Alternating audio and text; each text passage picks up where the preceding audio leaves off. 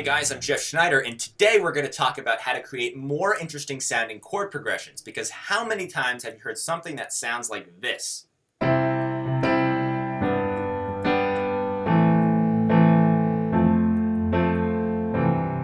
Right? We have heard that so many times. It's a really popular pop chord progression, and there's nothing wrong with it. It works really well for a certain style of music, but if you want your chord progressions to sound more interesting and more different and just have a little bit more spice, then this video is for you, so keep watching. Alright, so we're going to start with the C major scale. Everything I talk about here is going to be in C, just for clarity's sake. So if you take that scale, and then we're going to build a triad off of each one of those scale degrees. So a triad is 3 notes. That's a C major triad. We're going to move the same shape over one key. That's D minor, then E minor, F major, G major, A minor, and finally B diminished. We're back at C major after that. Okay, so some of this is kind of basic, I know, but hang with me. It's gonna get more interesting in a second. So what are we talking about here? Right. Take those. I was gonna say 7 chords because there are 7 chords there, but that B diminished at the end, I want you to hold off on that one and just go with those 6 chords. The B diminished is a little funky there at the end and can lead to some problems. It does have its uses, but for now, hold off on the B diminished. All right, so now I'm going to take those 6 chords and improvise a chord progression, and let's see what happens.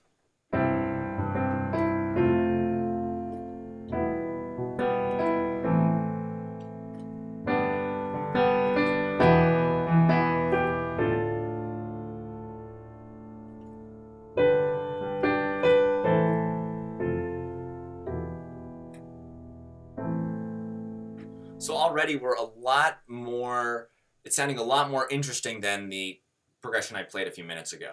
And that's just because we added in some of those chords that you don't hear as often, like the D minor, or we can call that the 2 chord, because if C major is the 1 chord, because it starts on 1, which is C is 1 in the key of C major, that's the 2 chord. D minor is the 2 chord.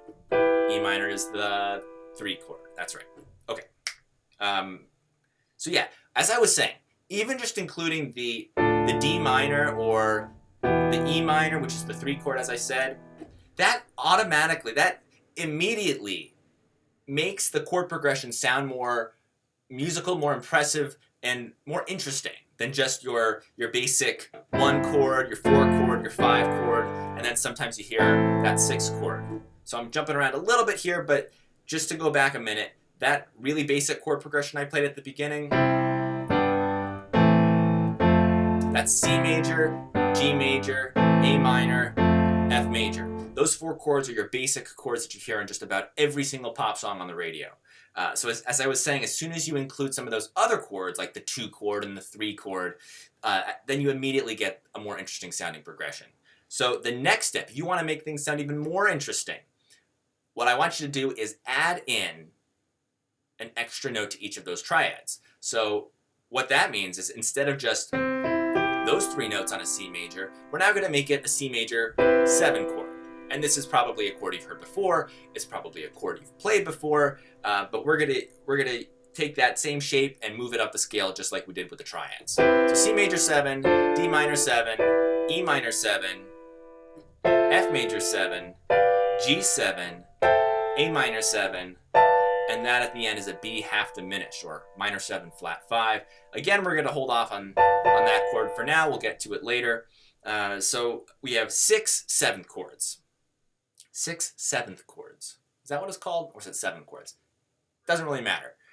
So I'm going to do the same thing I did before. I'm now going to just kind of mess around with some different chord combinations and see what happens here. I'm just going to use 7th chords, and it's automatically going to sound more interesting.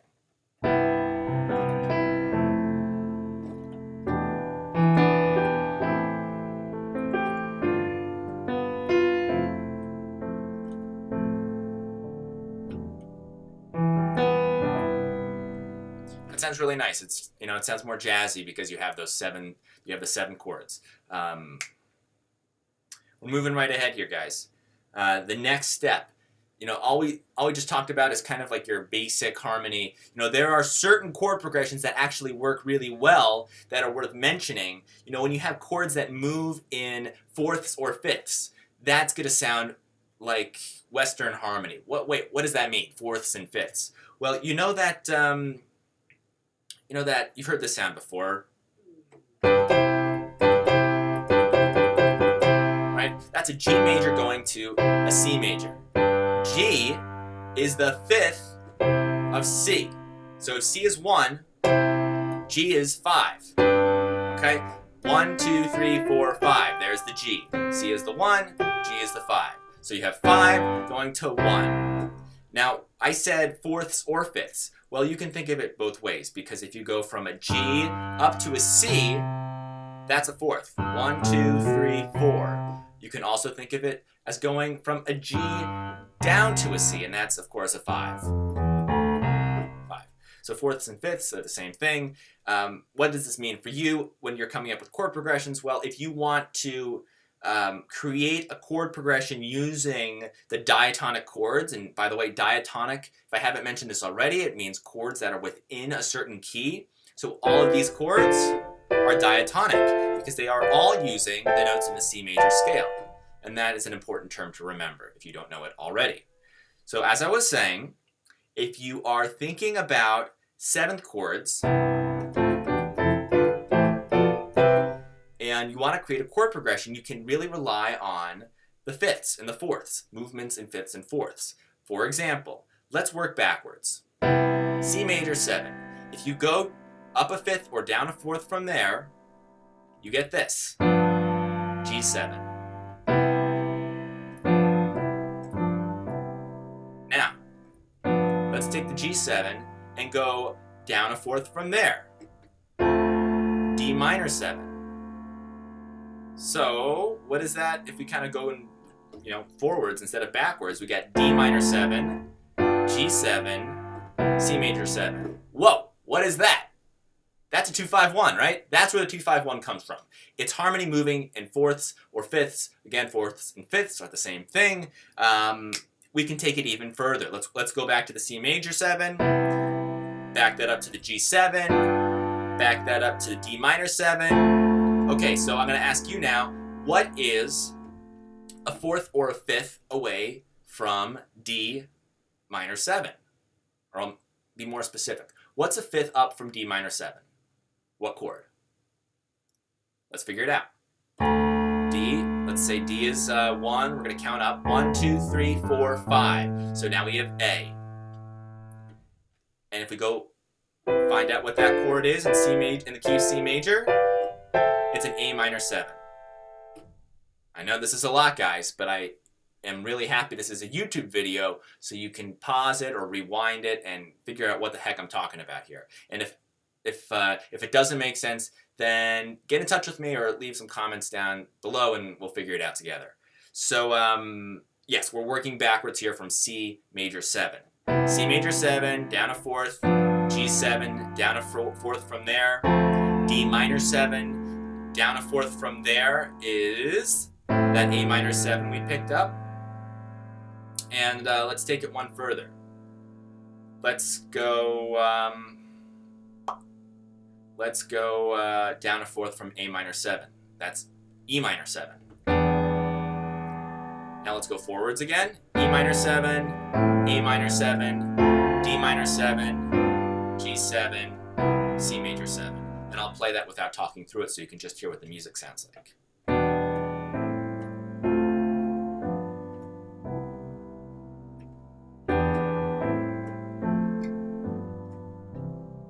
It's a really nice sounding chord progression, and all we're doing is moving in fourths and fifths. It's a series of 5 to 1, 5 to 1, or 2, 5, 1. Or in this case, it's 3, 6, 2, 5, 1. And just to illustrate that even more clearly, E is the third, A is the sixth, D is the second, G is the 5, and C is the 1. Okay, if you stayed with me this far, you're in luck because it's about to get even more interesting. What we're going to do now is start altering these chords a little bit. We're going to start changing the notes so that we're actually going to be manipulating the listener's expectations. So a 2-5-1 is a very common chord progression. We've heard it a lot. And we can do what's called a deceptive cadence. Have you ever heard that term before, deceptive cadence? It's commonly taught in, when you learn classical theory, if you hear something like this, you've probably heard this before.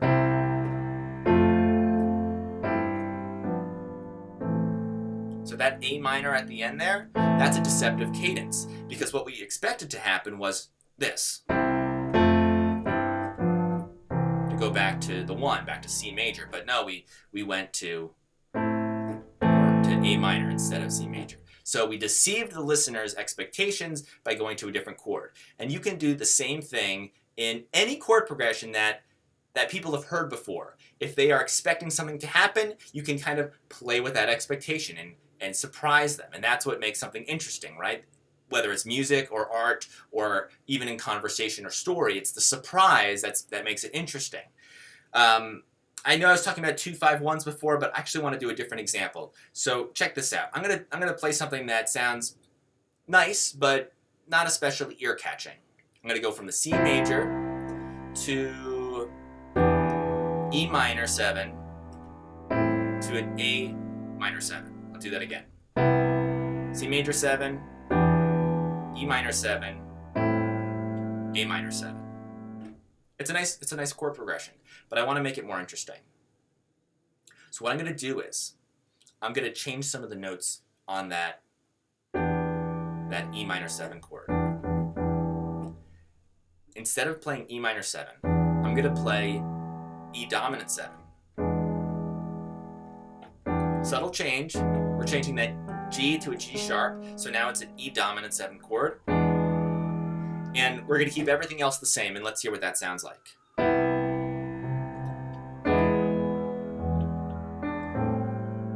Wow, that really sounds nice. And you've heard this chord progression before.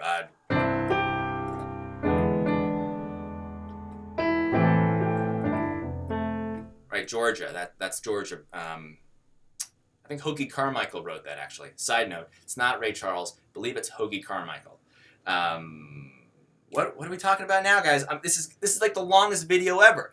But again, if you're staying with me, good for you. We're going to keep going. So instead of C major 7, E minor 7, A minor 7, we're going C major 7, E7 to A minor 7. Now, why does that work? It's not only interesting, but it works for a specific reason. It's called a subdominant chord. What the heck is a subdominant chord? Well, first you have to know what's a dominant chord. Do you know what that is? A dominant chord is when you go, well, we actually kind of talked about this already. A dominant chord is a 5 chord. It's 5 going to 1. The 5 is called the dominant, and the 1 is called the tonic. So the dominant of C major is G, or G7. And then it goes to the tonic, which is C major. So the term I used just a minute ago was subdominant. And that's when you are kind of introducing a dominant chord that doesn't necessarily fit the key. So this is a non-diatonic chord. We're talking about that E7. That chord doesn't fit in the key of C major because there's no G sharp in the key of C major. So it's a subdominant chord. Now, here's the question for you. If you have a subdominant chord like E7, what's kind of the what's the tonic chord for E7? Where does 5 go? 5 goes to 1. So what is the 1 of E7? How do we figure it out? Subdominant or dominant? It's 5 going to 1. So I'm going to play E here, and we're going to go down 5 notes. 1, 2, 3, 4, 5. And of course, the next chord that I played was that same A minor, or A minor 7. C major, E7, A minor 7. This is a subdominant chord going to the A minor 7. You can use the same principle in many different situations. You can get really, really creative with this. A very popular chord progression that you also have probably heard before is Going to the 4 chord. What is the 4 chord in C major? 1, 2, 3, 4. It's F. So C major going to F. Now we can get there by playing the subdominant chord of F. What is that? What's the 5 of F? Now let's count up. If F is 1 for now, 1, 2, 3, 4, 5. C is the 5 chord. Now if we really want C to sound like a 5 chord, we're going to have to change it a little bit. We're going to make it not just a C major chord, but a C dominant 7 chord. So now we have that B flat introduced. So again, we're leaving the key of C major here, just for a little bit. Don't worry, C major, we're coming back. We're going to play this B flat, and it's going to be a surprise. It's going to be interesting. Again, that's what makes something interesting. It's including chords or notes that don't fit the key that your home base is in. So we have that C dominant 7 chord, and that leads nicely into the F because you have that 5-1 relationship, that dominant tonic relationship.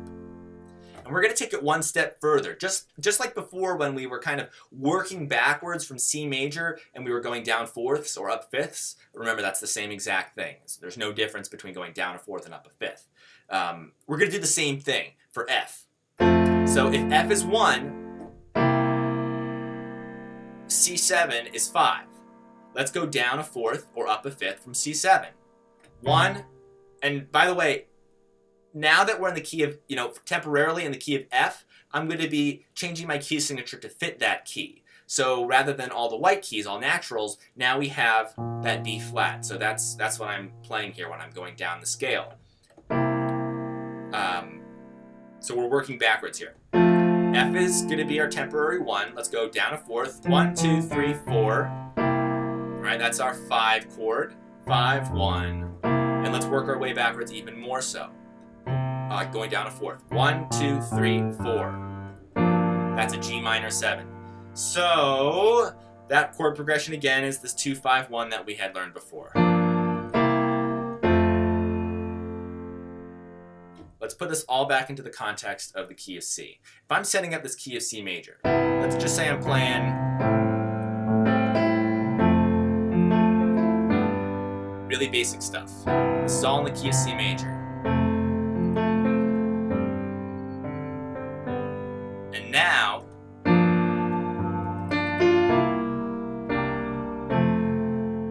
that was leaving the key of C major to introduce the key of F major as a temporary departure from where we were. And I did that by playing a 2, 5, 1 in F major. Now, yeah, I probably could have just made this video a lot shorter and said, if you want to go to a new key, just get there by doing a 2, 5, 1. But now you understand where that all comes from.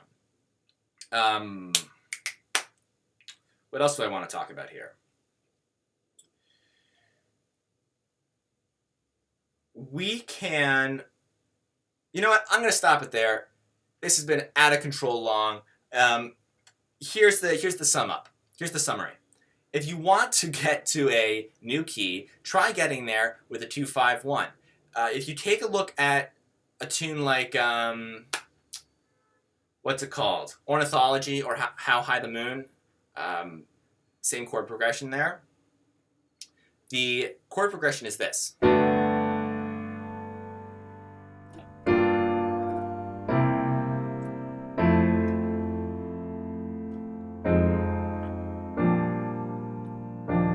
I kind of butchered that. One more time. So you have G major 7.